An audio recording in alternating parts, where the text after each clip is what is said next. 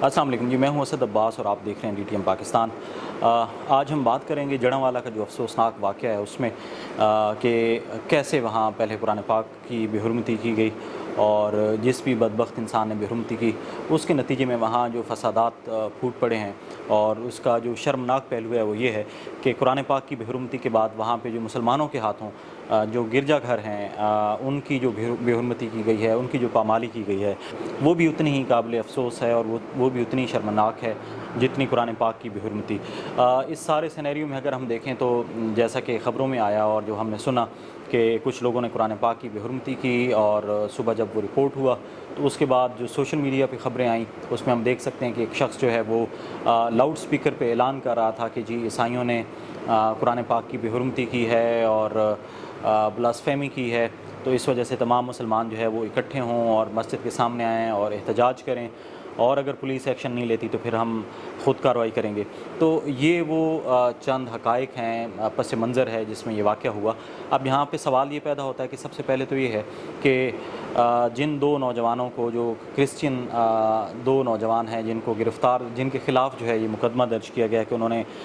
मुबैना तौर पे कुरान पाक की नौज़ुबिल्लाह बेहुरमती की है, तो उसका गवाह कौन है? क्योंकि सुबह अर्ली मॉर्निंग का टाइम था, लेकिन BBC की एक रिपोर्ट के मुताबिक कि क्रिश्चियंस के ही एक फ़ादर हैं मुख्तार साहब, उनका ये कहना है कि जी उनके नॉलेज में ये आया है कि फ़लाँ जगह फ़लाँ आबादी में ईसा नगर में मुसलमानों के घर के सामने जो है वो बेहुरमती की गई है, जिसके बाद से हालात कशीदा होना शुरू हो गए। जिस किसी ने भी की, पहली बात तो ये है कि ये फ़ैक्ट इस्टेब्लिश होता है कि वाकई बेहुरमती की गई, जिसने भी की है ये एक अलहदा पहलू है। अब उसके बाद जो दूसरा तकलीफ़ दे अमर है वो ये है कि अगर बेहुरमती हो गई तो उसके बाद जो मुसलमानों की तरफ से एक रद्द अमल आया है वो किसी भी तरीके से जो है उसको सराहा नहीं जा सकता, क्योंकि कुरान पाक की बेहुरमती भी अपनी जगह एक फ़ैक्ट है और जो हमारी अक़लियती बिरादरी है, ईसाई बिरादरी है, जो मसीही बिरादरी है, उनकी इबादत गाहें और चर्चेज़ को जलाना, अब तक की इतलात के मुताबिक तकरीबन 5 से 6 जो चर्चेज़ हैं वहाँ पे उनको जलाया जा चुका है। और इसके साथ साथ वहाँ पे जो मकामी आबादी है ईसा नगर की जड़ांवाला में, उसको भी जो है वो उनके घर जलाए गए हैं, उनके घरों में तोड़ फोड़ की गई है। तो ये एक इंतहाई शर्मनाक बात है कि हम एक तरफ जो है वो रसूल खुदा सल्लल्लाहु अलैहि वसल्लम को मानने वाले लोग हैं जिनको रहमत लिल आलमीन बना के भेजा गया, और हम बड़े फ़ख्र से कहते हैं कि हमारा दीन इस्लाम उफ़ दर गुज़र का दर्स देता है। और इसके साथ साथ जो रसूल खुदा हज़रत मोहम्मद मुस्तफ़ा सल्लल्लाहु अलैहि वसल्लम की जो ज़ात अक़दस है वो तमाम जहानों के लिए रहमत लिल आलमीन बना के भेजे गए और हम उनको फॉलो करते हैं और हमें इस बात पे फ़ख्र है। लेकिन इसके साथ साथ जो वहाँ हमारा रद्द अमल रहा, जो मुसलमानों की तरफ से रद्द अमल आया, वो किसी भी तौर पे जो है ना मुसलमानों जैसा बिहेवियर था, ना इस्लाम के मुताबिक था, ना सीरत नबी सल्लल्लाहु ताला अलैहि वसल्लम जो है उसके पैरोकार वो लोग नज़र आ रहे थे। अक़लियतों की इबादत गाहों की ज़िम्मेदारी जो है वो इस्लाम ने दी है कि अगर वो, हम उसमें देखते हैं कि तारीख़ की किताबों से देखते हैं या तारीख़ इस्लाम में देखते हैं कि अगर वो फ़िदिया देते हैं या किसी एक मुस्लिम ममालिक में रहते हैं जहाँ पे इस्लाम जो है वो इस्लामी हुकूमत है, तो वहाँ पे जो गैर मज़हबी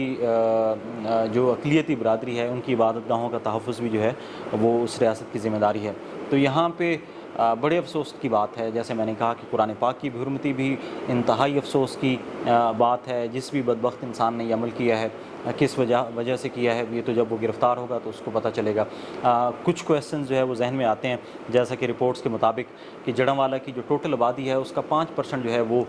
ईसाई बिरादरी है। तो एक ऐसे इलाके में जहाँ पे बाकी सारी आबादी जो है 95% आबादी जो है वो मुसलमानों की हो, वहाँ पे 5% जो अक़लियती बिरादरी है उसकी तरफ से कैसा इस तरह का ऐसा इक़दाम आ जाना, ये सवाल पैदा करता है कि क्या इसके पीछे कोई साजिश थी, या जिन लोगों ने ये की है वो क्या मखबूतुल हवास थे, क्या वो ये रद्द अमल एक्सपेक्ट नहीं कर पा रहे थे कि अच्छा मुसलमानों की तरफ से इतना जो कि अक्सरियत में है 95% है। और इन जैसी चीज़ों पे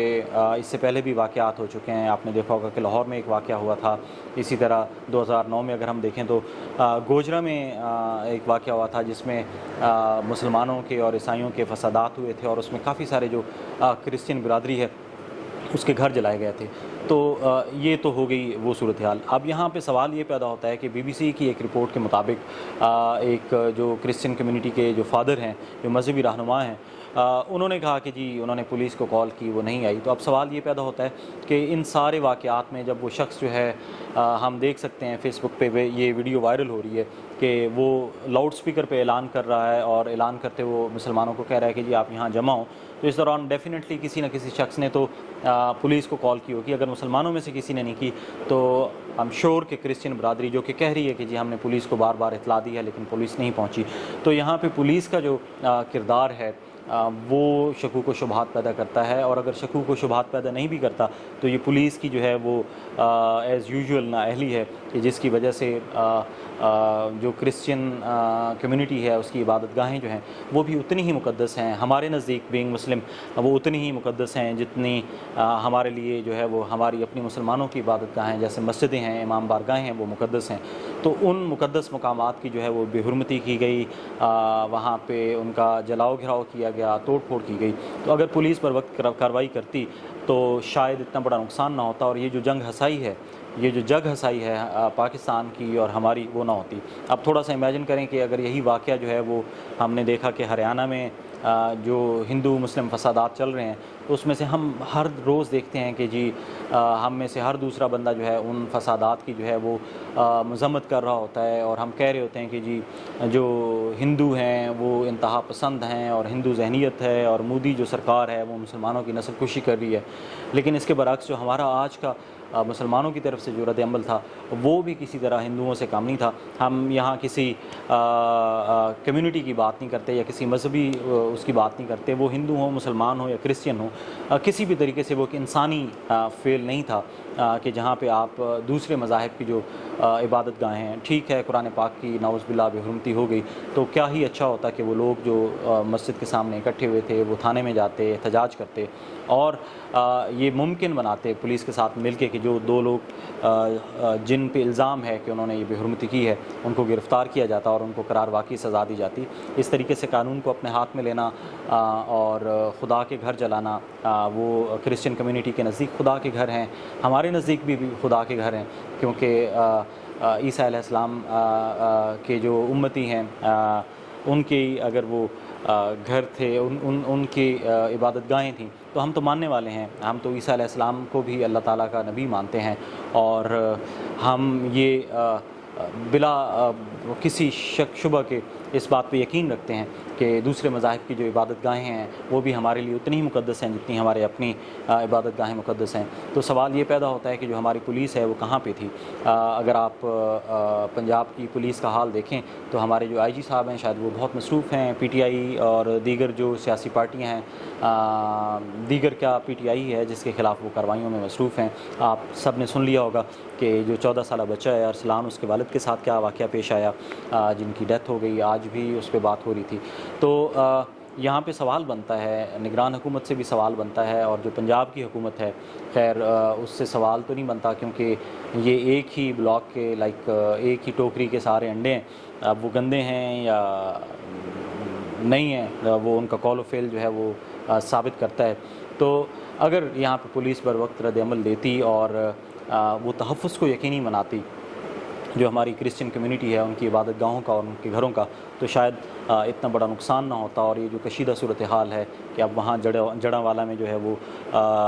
رینجرز طرف کر لی گئی ہے، اس واقعے کو جو ہے وہ عالمی سطح پہ بھی رپورٹ کیا گیا ہے، اور پاکستان جو کہ اور کئی وجوہات کی وجہ سے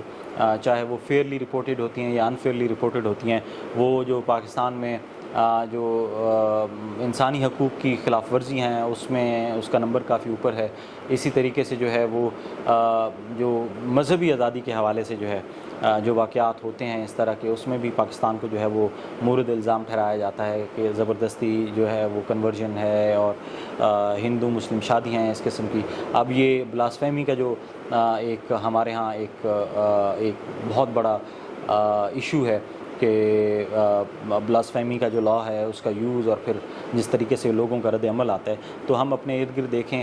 چاہے وہ فیصل آباد والا ابھی کا واقعہ ہو یا وہ جو سری لنکن انجینئر تھا اس کی ڈیتھ ہو، پھر اس سے آگے آپ چلے جائیں، باقی تاریخ کو میں نہیں دہراتا۔ تو میرا خیال ہے کہ اوورآل جو ہے آج کا دن جو ہے وہ پاکستانی قوم کے لیے ایک شرمندگی کا دن تھا، اور جب ہم پاکستانی قوم کی بات کرتے ہیں تو اس میں ہندو بھی شامل ہیں، اس میں کرسچن بھی شامل ہیں، اس میں سکھ بھی شامل ہیں، اس میں مسلمان بھی شامل ہیں، لیکن